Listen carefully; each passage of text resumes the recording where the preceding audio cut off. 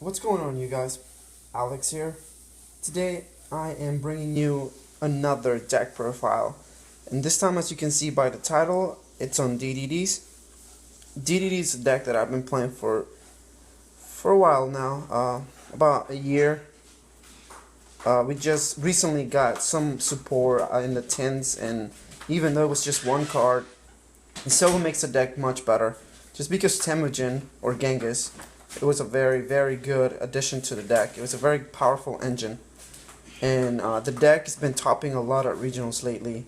I was just at a regionals 2 days ago, and this guy was playing a DDD deck, and he was like destroying people because they didn't know how to answer the deck. So I actually wanted to play this at the regionals, but I decided to go with a different deck.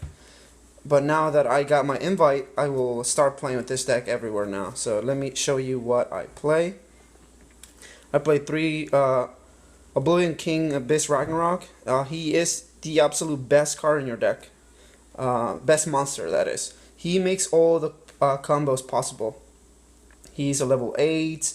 He lets you special summon more guys. His field effects actually insane. He lets you deal with monsters that you couldn't deal with in the first place. But the deck deals with monsters like easily. It's like super easy how this deck just breaks boards apart, and it breaks board and establishes its own, which is really insane. You have to play 3. I feel that it's mandatory at 3. A card that I recently bumped up to 3 is Thomas. Thomas is like a new engine to the deck. It helps you make rank 8s, which were not possible prior to his arrival.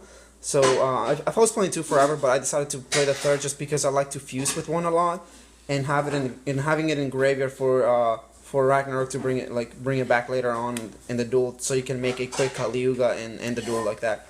So 3 it's been working.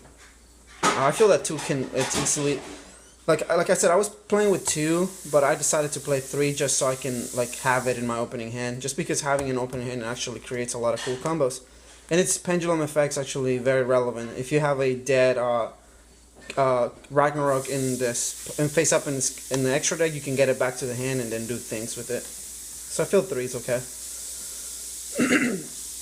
The next 3 up is Kepler. I'm sorry, guys. Kepler is the searcher for the searcher. Even though he has 0 attack and 0 defense, as you'll know, he is actually one of the key components to your combos. You need to get to this card as soon as possible, so you can start getting advantage out of it. Its pendulum effect really doesn't matter because you rarely put him on the scale, and if you put him on the scale, you will be destroying it with Thomas and Field. So I feel that you can't really go any less than 3. I am so sorry. Sorry, guys. Source Line, the best starter in your deck. He makes you, he helps you do all the combos. You fuse from hand, as you know. I feel that 3 is mandatory. I feel that if something gets hit from the deck, it will be this card. I feel that this card could probably go to 1 when everything comes out. And in the OCG, I'm pretty sure this is the card that's going to get limited for them. Just because this is again this best starter. You want to see this in your opening hand in as much as possible so you can keep going. If you have this and another monster in hand in Ragnarok and scale, you can just destroy your opponent because you can have 3 monsters out of 1. So 3 is fine. For the last 3 of Necro Slime, another really good card. This is like mid to late game card. If it's in your graveyard, you can remove it with another DDD to fusion summon.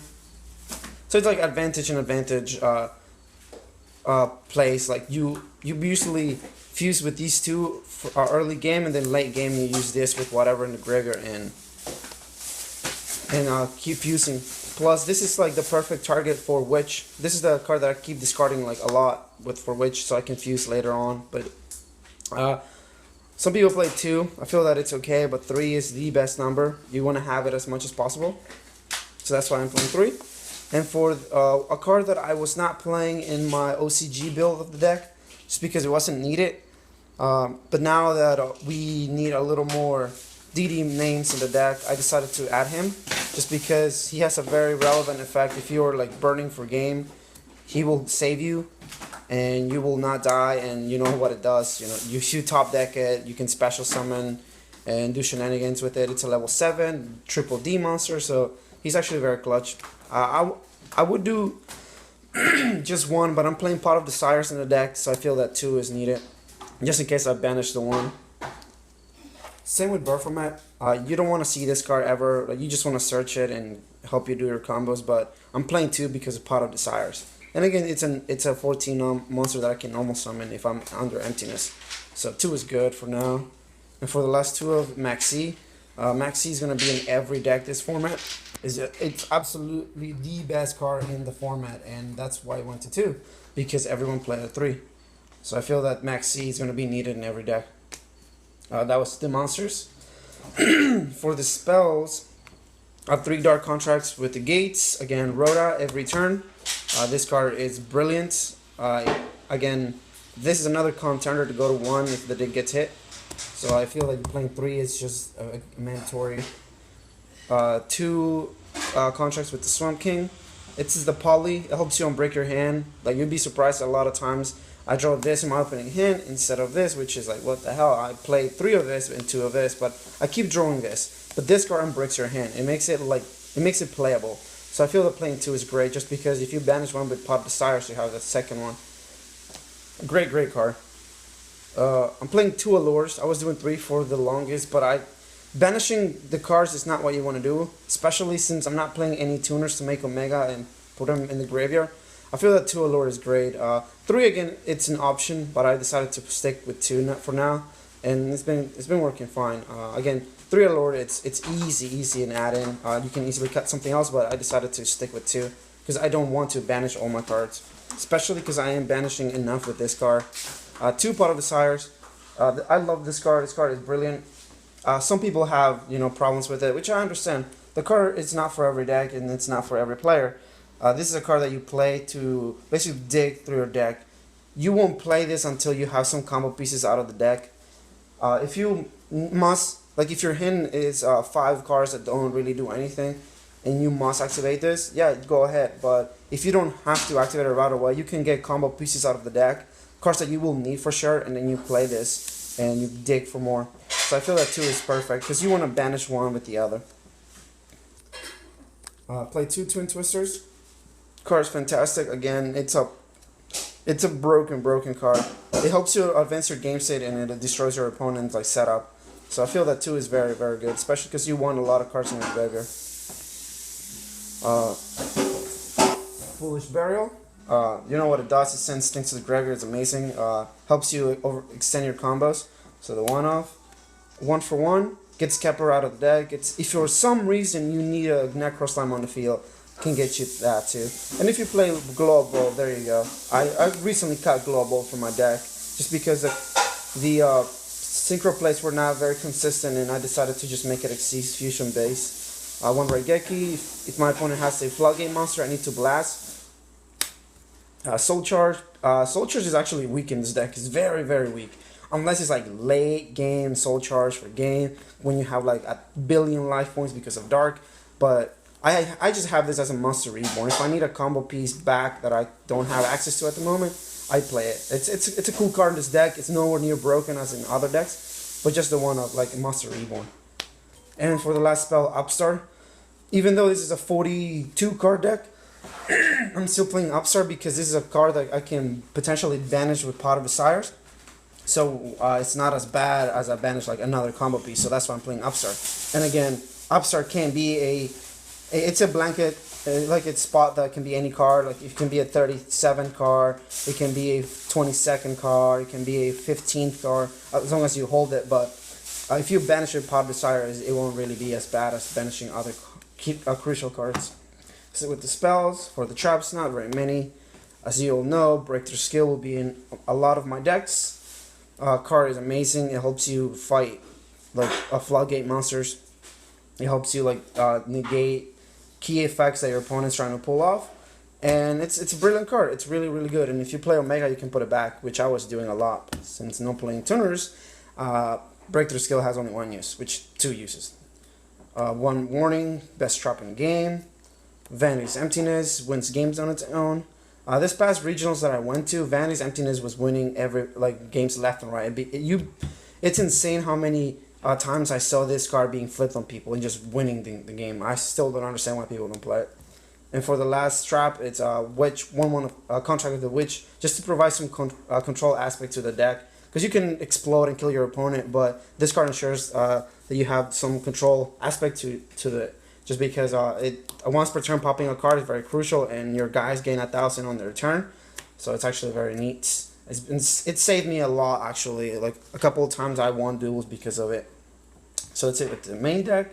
With the extra deck, I played 3 darks. Right now, 3 dark is mandatory. You go through them so fast. Like you need the third. I was doing 2 forever, but I quickly added the third. I'm like, I needed the third. You make rank 7s with it. You synchro for 8s if you're playing a tuner, and she is like probably the absolute best fusionary extra deck because it helps you stay in the game for longer because it gives you life points. So I feel that 3 is great, and 2800, it's kind of insane. Let's see, Temujin or Genghis. Genghis is like, again, the new engine of the deck. It creates so many great plays. Being a level 6 helps you make rank 6. Overextend your combos. If it gets killed, you add something from the graveyard. The card is fantastic. I'm so glad we actually got this. I'm actually a little upset that we can't play Alexander because they have no tuners, but soon. And for the last fusion, I play this guy, Caesar Ragnarok. This card it's so insane. It becomes like 1,000 billion, if that's a real number. Let's say 1 billion attack, just because you can take one of their big guys and it becomes like stronger. This was the guy that you need to summon against Cosmos to out Dark Destroyers because your deck doesn't have an out to Dark Destroy, which is funny. But now the Cosmos aren't play as much, and Blue Eyes is on the rise, and they have like rank 8 Xyz with a lot of life attack points. You just take them and equip them. A lot of times I take the Dark Matter and becomes 7,200, which is like insane. It punches for a lot of damage. The card is great. Was doing 1 forever, but since I'm no longer playing synchros, I decided to add the second one, and one day it will come up. The second one was relevant. So 2 of those. For the DDXCs, I play 1 Caesar and 1 King Tel. King Tel is brilliant. It's a foolish burial that burns. It makes your opponent's guys small. Great card. I like abusing this card a lot. Like you can make this and then quickly overlay into this and start fusion summoning with it, so you can like get more cards in the graveyard, like more slimes, so you can advance your game state. And if you have Ragnarok in scale, you can bring it back and then fuse with it again and send more things. The card is amazing. And Caesar, you know what it does? Caesar, it's like blanket protection for all your guys. It's a great card. A lot of people don't understand what it does, and when they don't read cards and they enter the battle phase and they get rid of all your guys, when you activate its effects, you're going to win that duel because you get everything back. For the rank 6 of my choice, I have Photon Strike Bouncer. I had Beatrice for the longest, but since I cut Glow Bulb, Beatrice didn't really do as much. Yes, Send a Slime was neat, but King Tel does that. And there are a lot of combos that you can end up with this in rank 8, and negating effects and negating spells is actually very good. So I decided to add Photon Strike Bouncer. For the rank 7s, I play 1 Gaia Charger. It goes on top of Bouncer and King Tel, and he pierces, so he's very good. Plus overlaying 2 darks for it's not that bad if you need to do piercing for game. And you know what the card does is amazing. 1 Big Eye, because 2 darks can't really beat over a big monster, so you just stake it with this and your opponent cries. Big Eye is like that guy, you know, it's insane. If you play level 7s, you will always play Big Eye. And for the last rank 7, you play Flare Metal Dragon. There are a lot of instances you leave your opponent at like 1,500 life points, and then you can just overlay 2 darks for this, and that seals the game because they can't really play. And if they make any play, they will lose. For the first rank 8, it's Harbinger card. It's nuts. It's literally the nuts. You summon this against a lot of decks mid to late game once you have a lot of resources. They need to fight through all of that, and this will make it that much more difficult. And for the last card, Kali Yuga, the last king that we play. This card is the absolute nuts. You summon this card and you will win the game. Simple as that. Every duel that I have summoned this card, I have won. If it's not on that turn, it's on the following turn. But this card it's amazing. this is one of the reasons why the deck was playable before we got some of the support with it. Just summon this and it was game. Even though it was difficult, but when you summon this card, and you know when you summon it, it's game. It Denkos the board and a heavy storm, so like what the hell. Well, that was it on my deck, on my DDD deck profile. There are a lot of them online right now because everyone's like catching up on the deck, and that's great. You know, give the deck some recognition and personal props. Again, let me know what you think of the deck. I don't think it's the perfect build, but it's been working for me like just fine. I've been having a lot of success with it, and hopefully I can take it to more regionals and bring you regionals reports with it. So again, let me know what you think, and thank you for sticking with me. Comment down below if you want to see any other deck profiles or any duels with any certain decks, and I will gladly get those for you. Again, thank you for watching, and Alex out. Peace.